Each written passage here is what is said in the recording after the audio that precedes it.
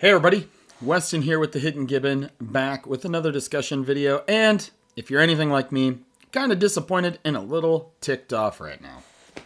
Now, this isn't going to be as ragey as the one Secret Lair video I had months ago, but I am pretty upset, and I join a very loud vocal majority about the DanDan Secret Lair deck. So, I myself didn't want to get this for myself. I actually planned on getting this as like a surprise gift for Mitch.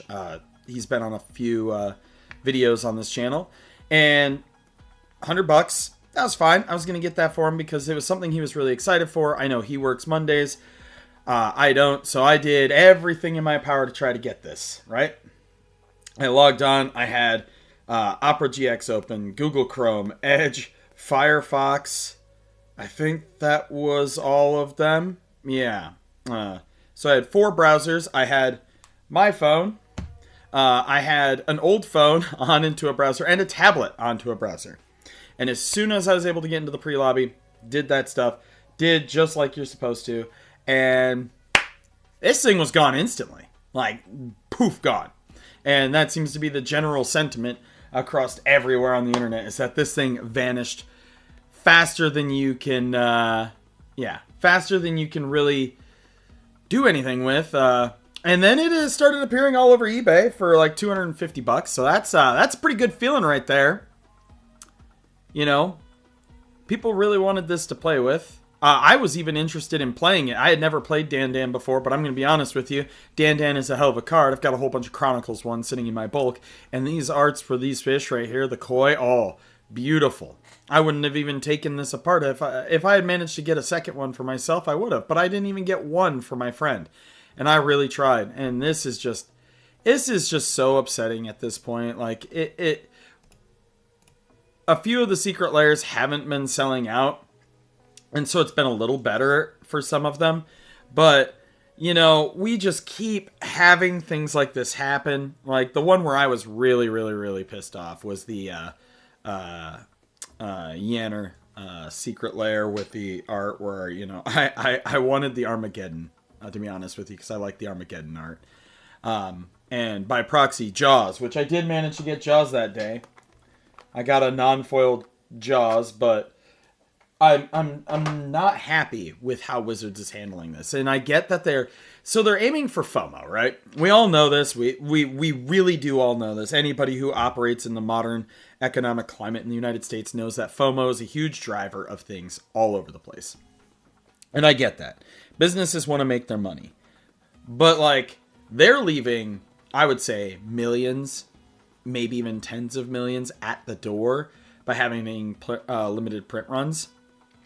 Now, I get that because of us getting a new product every 37 seconds, their print facilities are probably stressed to the maximum capacity, right? You can't have a print facility just printing this Secret Lair for 6 months when, you know, next Tuesday there's another Secret Lair, next Wednesday there's another Secret Lair, you know, twice on Fridays there's 2 million Secret Lairs that are new. You know, I get that we have some logistical issues, but God, you gotta start making it print to demand for at least a limited period. Make it a 24-hour period. And putting this on a Monday, are you freaking kidding me? I get lucky because my work schedule is Tuesdays through Fridays, 10-hour shifts like into the night, right? And so I'm available on Mondays. That's how I get my Secret Lairs, is I'm on Mondays. And if I can't do it, then my friend Jason tries to get it, etc. We try to help each other out. But this system is absolutely broken. It leaves a really sour taste in people's mouths. And I know what a lot of people are saying is, well, you keep buying them, so, you know, you're part of the problem. I didn't get this one. And I do buy some Secret Lairs. I buy ones with mechanically unique commanders, regardless if I'm going to build one that second or not, because I am probably going to build them into a deck, right? I have 67 plus commander decks over here, and like many being built in the process.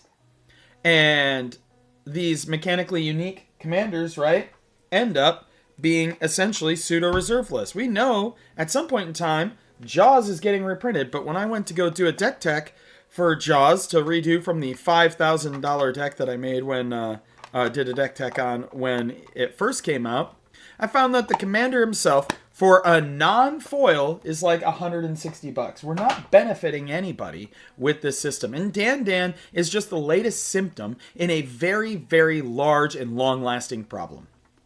Now, I am old enough to remember when secret lairs were print to demand, and we did have our issues with print to demand, right?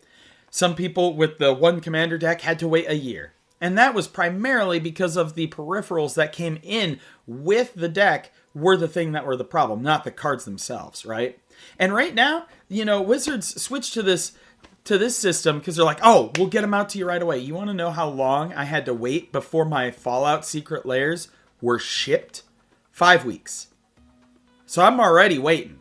As long as I can get the product, I'll wait. That's fine. As long as I can get the guarantee. But I'm not about to go on eBay right now and buy a $250 DanDan deck. I'll just, you know, look up the deck list and either proxy it or try to find singles that are cheaper, you know, to make it if I want to do it. But all this system is doing is pushing people to proxies. The DanDan one is a little bit easier on folks because they aren't mechanically unique cards. These are all cards that exist inside of Magic the Gathering. But like I said, this is a symptom of a huge problem. And cards like Jaws or the Marvel ones, right? Or the PlayStation ones like Jin Sakai or Kratos or, yeah, Jaws or the Ghoul, etc. Those are all mechanically unique and essentially a pseudo-reserve list. And all Wizards is doing is leaving money at the table and pushing people to proxy. And I am pro-proxy. I'm fine with it. If somebody can't buy the $150 Jaws card, go for it. You proxy that up. That's on Wizards for not having printed enough to allow the market to absorb. They left that money at the table.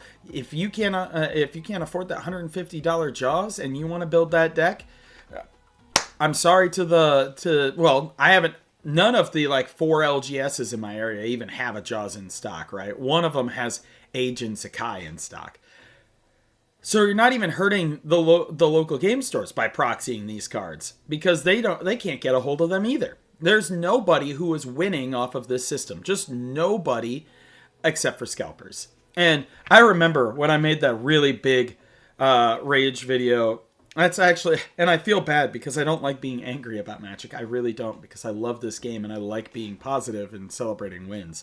But I'm going to call a spade a spade. And I got called out in that video months ago, and that was about the Jaws one, right? Because I was pretty pissed off. Where somebody's like, "Oh, you're punching down on the people who are trying to turn these into profit," and I'm like, "Nah. I'm not going to give any deference to a scalper, ever, at any point in time. Scalpers ruined Pokemon for some of my friends. Some of my friends that played Pokemon since its inception will not do it anymore because of scalpers, and I do not want to see our game ruined by scalpers. I do not. And the only people that this system benefits are scalpers. Hands down, there is no excuse for it.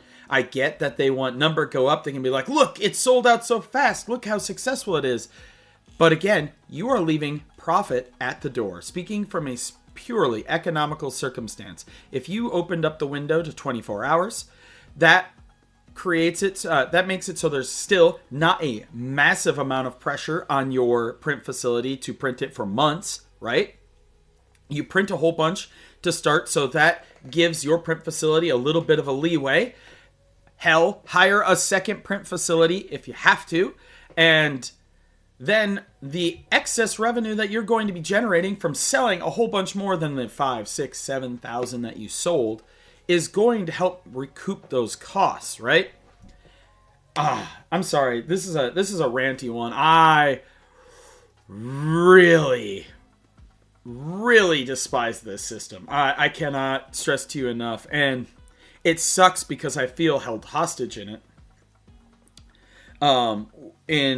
Because in my immediate friends, about half are pro proxy, about half aren't, and I would just proxy some of them, but like I said, half and half. I don't want to run into that complication for myself. We need a better system. one of the biggest things that I always will preach in Magic the Gathering is how the hobby needs to be more affordable. I've watched cards that were $5 last year go to $20, $30 because we don't get reprints, which I'm going to have a video about how we can maybe reprint some game changers. But for right now, I'm disappointed and I'm upset. And I get that it won't. This is me screaming into the void because I do not expect anything to change in the capitalist system, right? Number must always go up, must always show that everything is succeeding to the maximum value. You can ever show weakness in these economies. Otherwise, everything implodes. It's the end of the world. But at the cost of alienating folks. All you're doing is alienating new folks who are like, oh, this DanDan thing looks really good. I got into Magic. I want to try this, a format other than Commander. Can't do it because it's sold out. Sure, they could maybe build it, but, you know, maybe they wanted this product and it leaves a sour taste in their mouth. For the player who's been playing for a long time, who was really excited for this and didn't get it, and then sees it listed for $200-$300 on eBay, leaves a bad taste in their mouth. And for a company that is really striving to just continuously bring in new players and help excite people, it sure does have a lot of ways of just doing the opposite of that with its business practices. I've been on this earth now, as of today, 37 years. Happy birthday to me. And I've seen a lot of different things in economics. Had to take a lot of economics and business courses in my college years. And although I understand why they're doing what they're doing, it is a short-term. It's a short-term profit for long-term shortfalls. It's undermining the overall health of the system. Secret Lair can do better. It has done better in the past. It must do better. Do I have any faith that it will change? No. And I'm sorry that this one's a negative one. I really am. I do try to keep things positive. I try to keep things upbeat. But I cannot, in good conscience, not call out things that are scummy. I can't. If that loses me popularity or something like that, nah, I don't care. I'm 37. Popularity is a high school thing. But, you know, I'm sure nobody at Wizards has ever even, like, had a whiff of my channel. So it is shouting into the void. But I want to hear from all of you. What are your thoughts on not only the DanDan Secret Lair situation, but also Secret Lairs as a whole? How do you think we can improve it? How do you think that we do going forward? Where do you think Secret Lairs will be in the next 5 years? Let me know in the comments down below. If you like what I'm doing here, feel free to drop a subscribe. You don't have to. I'm never gonna do that like and subscribe, smash that notification bell stuff, because when I hear that stuff, oh my god, it makes me eye roll. But let me know in the comments. As always, I'm Weston with the Hidden Gibbon. I'll have a couple more videos up while I'm off to Michigan visiting my in-laws. But I hope you all have a wonderful day. And Wizards, if any of you see this, I'm not mad at you rank and file folks over there. I really am not.